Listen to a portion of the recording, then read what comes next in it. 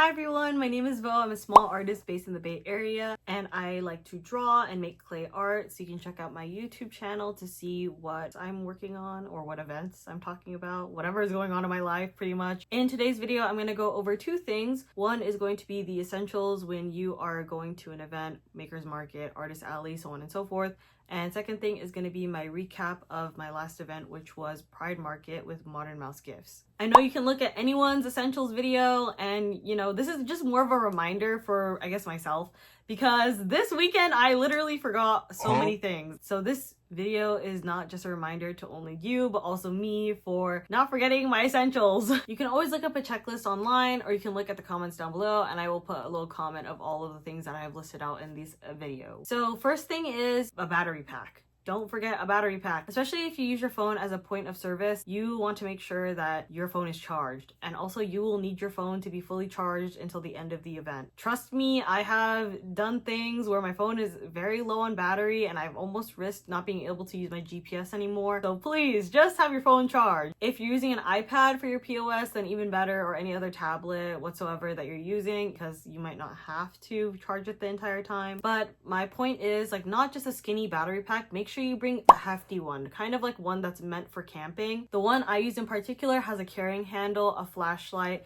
and it also can take outlet or USB. So it is very handy, especially for emergencies. It's great for display lights at my booth when I need to charge multiple items or my helper needs to charge multiple items, and also if my square reader is dying. Number two is the basic essentials: a Sharpie, a pen, post-it note, scissors, and also tape. I like to bring a pair of scissors that has the sheath on it, like the one from Daiso, because I don't like just having a blade open. And I also vend with a tiny little drawer, to be honest, and I'll show you. The way people pay at my booth is probably not as aesthetically pleasing or as cute or whatever versus like what most people do, because you could totally have like a square terminal, like really expensive ones, or you could have an iPad that you pay people out on. Which for me, I still use my phone for Square, so I use Square for my point of sale system. And also I have a Square reader that is separate. It's about $50, and then I connect that Square reader to my phone, and that's how people can pay with card or with like tap to pay. So like I haven't seen anyone else do this really. Maybe like a fake cash register with the reader on it, or the reader is out, or they wear it on a lanyard. But this is my point of sale system. So I have a little sign with my Venmo QR code. There's a picture of my cats because like all of what I do is for them. Like everything I do is for my cats. And then it says pay here so that people know where to pay when they're done shopping. It shows what I accept, so card, cash, or Venmo. This is my Square reader. I have it like taped with a double-sided tape, and there's a picture of my cat with money and cat treats. And I think it's cute because everyone like admires it a lot. When I turn this around, it's kind of a mess, but it is a drawer. It is a drawer with pom-pom put in, and it's from Miniso. My cousin bought this for me. But there is a stamp in here for when I do stamp rallies, stickers for closing envelopes. There's Listerine and Band-Aids in here, extra clothespins for my event booths display. I bought like a pack of pens at my most recent event from Daiso because I keep losing all my pens and Sharpies. Make sure you have your essential kit. I have some like circle stickers in case I forget to price things. But yeah, this is like my essentials, and if I lose things that are in here, I won't remember to restock it. I think it's kind of neat. I also used to put my phone here, but then I got nervous that someone was gonna take my phone. Fine, I know some people don't like when strangers hold their phone or touch their phone, and if someone is doing tap to pay, they won't usually have to. They don't have to sign or anything. If you want to collect tips, probably just cash tips or something, or you could also get the fancy terminal, then you can skip all of this pretty much. The third thing to not forget is your cash. Please don't forget your cash. I kept forgetting my cash and it was really bad. I also forgot business cards, and then I ran out of business cards after the second day. So please make sure you bring your cash. A lot of times people will pay with cash because they're being mindful about like the artist and their preferences. People also pay with cash because they're trying to be on a budget when they go to events, like not spending too much outside of their limits, so on and so forth. At least that's what I do. I will carry around a $20 or $40. I will only use that amount of cash, and then once I'm done shopping. I used to carry a big heavy metal cash box with me, and then I realized how like not safe that is. It takes up a lot of space, it's heavy, it's loud, it's a lot of work because you have to use a key to open it. I feel like it's better to always have your cash on your persons, so either on you or your helper in like a fanny pack or like a case or something. For me, I use an accordion file, like a tiny accordion file from Daiso. It's meant to hold photos in it, I think, but I started using it for cash because in each section of the accordion you can have a different denomination of money. Denomination of money. So the front would be like ones, and then fives, tens, 20. And I feel like that's really helpful for me and my helper because we can get change out faster and also put money away faster. And then the last thing to not forget is a portable fan, please. Even if the event is not hot and it is a cool day, and even if you're inside, do not forget a portable fan. It gets musty real quick. Just like I showed you guys the Listerine tabs inside of my little drawer thing, you don't want to be musty, you know. You'll be talking a lot at events, your mouth starts feeling musty, crusty, dusty. You should bring a portable fan with you. And it would be even better if you have the big battery pack and you're able to bring a clip-on fan, then you can keep it charged the entire time. For me, I have this little fan from Daiso. It's flat and it kind of looks like a regular power bank, but it is flat and you can open it up and put your phone in here if you want. You can kind of like bend this around at the neck. It's really nice for when it gets hot inside the convention center, or even when you're outside, or it's just musty and you don't like how musty the air is and so still, you know, you're gonna be at an event for a very long time, like up to 5 to 8 hours, sometimes even longer. Just bring the fan, you never know when you need it. Anyways, that is the last of my very basic essentials for when you're doing a market. Do not forget these very basic things. It's so easy to forget because like you'll be more invested in remembering to bring your inventory or like making sure you're on time for the event, waking up early, so on and so forth, that you can forget the basics, which is what I did last weekend. Oh my god, it was so bad. Okay, so now we're on to event recap. This is a recap of my experience at Pride Market with Modern Mouse Gifts. If you don't know, Modern Mouse does vending opportunities only through email, so they'll probably promote it on their Instagram or something. I'm not sure how it works exactly, but they will look for vendors via email. You can sign up for their interest form and then they can add you to their email list. On the email list, they'll say the date, the time, the details, and also different payment options. Let's say that you can't really afford to vend at the event because maybe, I don't know, the location is far and you have to pay a lot of gas or something. I don't know, it could be any circumstance. It could be your financial constraints or whatever. But honestly, their vending fee is very low, in my opinion, especially if you are an artist that does consignment with them. It's like $20 to vend with them. Of course, this can change in the future, but it is $20 to vend with them. If you can't afford that, then you can also sponsor their events. So in the past, I've sponsored their events by providing a certain amount of products to them, so charms or stickers, and they have like different tier levels of sponsorship so that you can lower your booth fee or have like no booth fee and just pay with sponsorship amount. I think in the email they outline all of this so that you have options. Also, I really appreciate Modern Mouse because their emails are very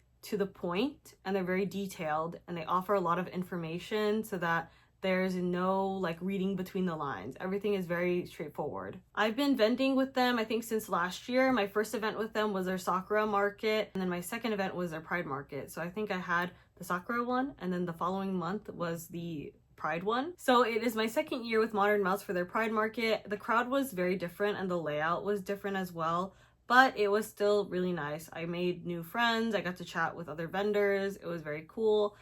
I think I was the only person who was there for the second year at the Pride market. Could be a variable of reasons why, I don't know. I have no clue. I just know what I'm up to, you know. When we showed up, it was about a 40 to 50 minute drive. It was easier to get into the event than to leave. I think there was a little bit of traffic or something on the way back home. My fiance Kaya also came to help me at this event, so it was really nice. We got to set up a lot faster. I think my setup was about like an hour versus the hour and a half that I had the previous day, because the previous day I was at Prismatic Market in San Jose, which I made a whole video on as well. With Modern Mouse, you can ask to use their tables or chairs and also canopies, so it was really nice because I did not bring a canopy for this event, and I also didn't know that they would let me borrow one. It was very kind of them. I thought that, oh, the weather is cool enough, so it should be fine just to, you know, not have one, which was not a good idea. It got a little bit hotter later in the day. Modern Mouse did allow me to use their canopy and canopy weights, and then I used their 6-foot table. They provided 2 chairs for us. I brought my own 4-foot table and 3 chairs because since I had a button making station, I wanted there to be plenty of space for attendees to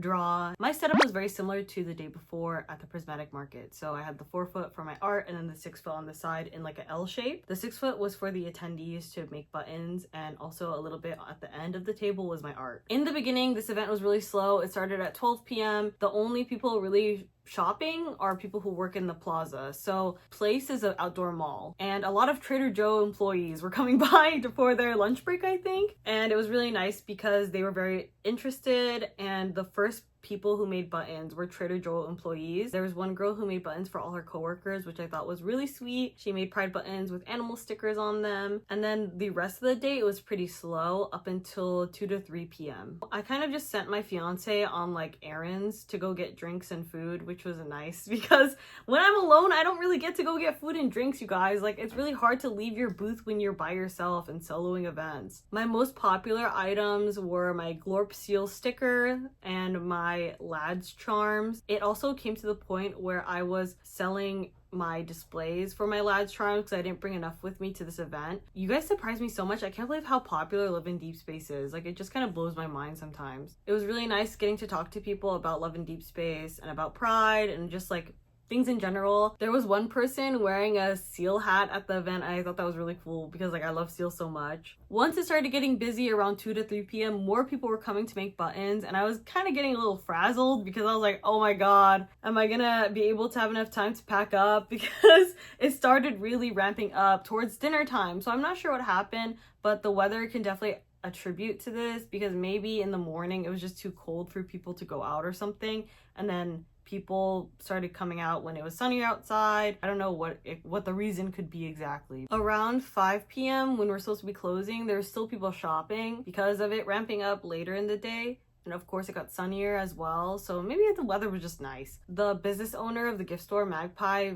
very thankful that they said, oh yeah, you guys can take a little bit longer to pack up because it started ramping up. So that was very nice of them. We didn't feel like rushed to really leave, and it was very quick for me to get packed up. I only brought 2 small wagons with me. We did one trip out, so probably because I didn't have to bring my own canopy, and also I didn't have to bring my own 6-foot table, so that was much appreciated. In terms of performance at this event, I did pretty good. I think I did pretty good.